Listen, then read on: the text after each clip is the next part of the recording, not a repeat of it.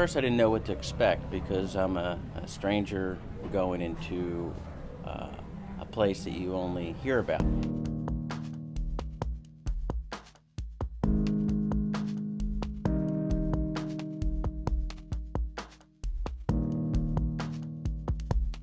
So you're coming in with this thought process of, am I going to blend? We arrived at the work site, and the language is always a bit of a barrier. HOM is very diligent about sending us with interpreters, so that helps quite a bit.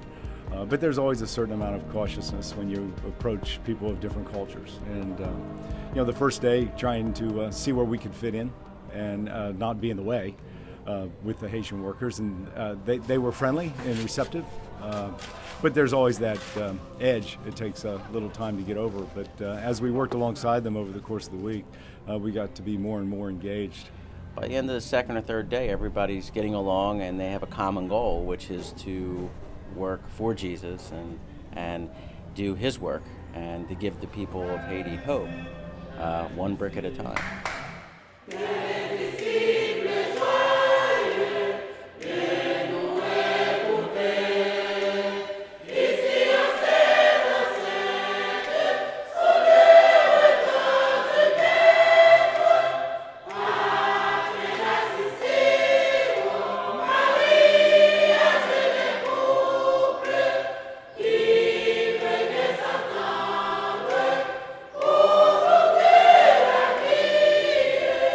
Well, let me back it up a little bit. I had Pastor Leon and Pastor Prophet at my house several months ago, and I asked Pastor Leon what they would need aside from money. Of course, we were going to bring money to help fund some of the construction projects that we were going to work on this week. And he mentioned that they could use laptop computers. So I told him, I said, well, why don't you go to the church and ask and see what happens. We'll see what we can get. And surprise, surprise, we ended up with over 100 computers, believe it or not.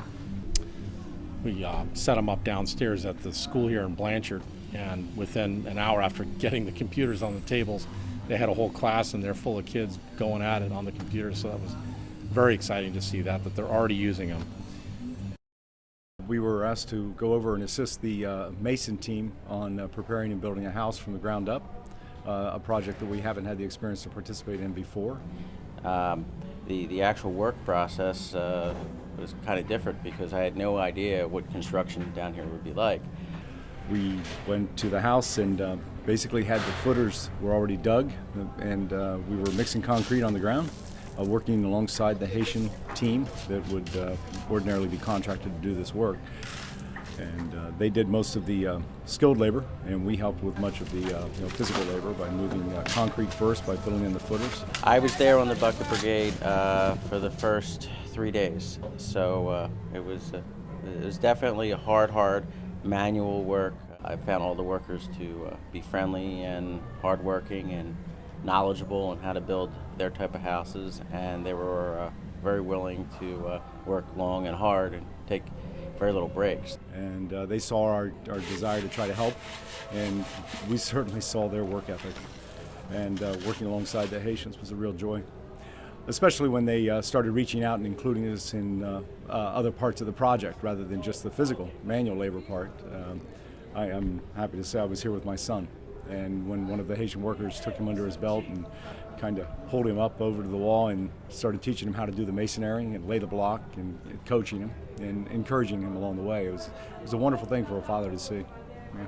So we'll do 2 here, we'll take this apart, and then we'll go to the other house and start taking that one apart. Yeah, so let's do that instead. Yeah, it should be ready for I want this group that we have to work together. In City Soleil, one of the crews in our group were putting a roof on a house there, and the leader of that crew decided he was going to use some of the scrap lumber to build a little tea set table, like little table furniture, for a little tea set thing. And so he used the lumber and he was putting it together. And when I showed up to see what was going on, of course he should have been on the roof doing that, but he went on the side and he was building this little set for the kids. And I thought it was just so wonderful to see all the little children standing around. They were all excited. And Steve DiBartolo was going at it, building this thing. So, have scrap lumber left for putting the roof rafters up. So I thought we'd make some furniture. Because you need furniture if you're going to have a tea party. What little girl doesn't like to have a tea party? So we're making a couple of benches. And if we have time, we're going to make a table. And then it'll be tea time. Everybody, can you say tea time? Tea time? Tea time. Say it. Tea time. Tea time. Very You got good. it. You got it. Very good. Muy.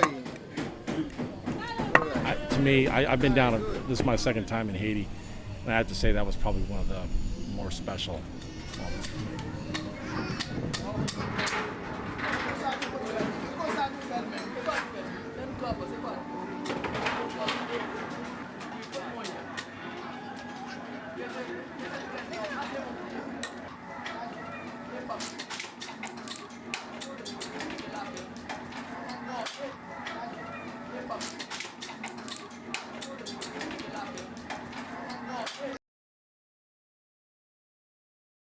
There was a gentleman referring to Papito, which is a lot of people called him. I guess it's a nickname, and I'm not sure of his actual name. He was a joyous man with a big smile, probably in his 60s, and he worked like he was in his 20s. And he was just like a machine, the way he would handle that shovel and mix that concrete. And constantly, every time you went back for another bucketful, there was a smile, a grin, an encouraging, wink, and he would continue to send us on our way.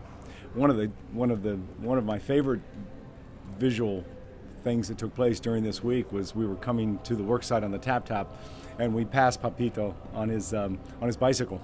He was riding his bicycle with his shovel that he was going to be using at the work site. We turned the corner, and he came up around the corner. We saw a young woman and a child coming up that way, and they kind of acknowledged each other. And he came to a stop, and he leaned over and gave her a gentle kiss on the cheek. And it was obviously someone dear to him. We don't know if it was a family member or a daughter, but it was just a gentle kindness. And in a place so hard.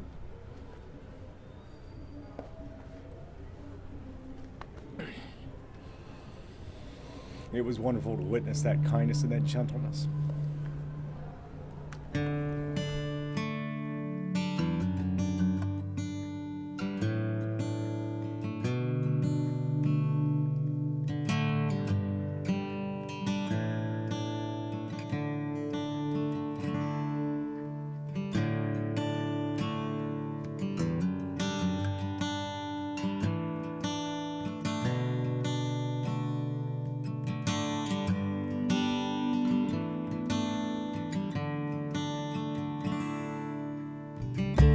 We were able to finish, let me count, 6 roofs, which is going to impact, anywhere from 7 to 9 people per home, just about. So that adds up, and we got a lot done with the house that we paid for. It sounds like they're almost ready to put the roof on, and they did all that in about a week's time. So we've had a very productive week. And just a great group of people. Everybody in the group was very eager to do some stuff. They didn't complain at all. I think I did more complaining than they did.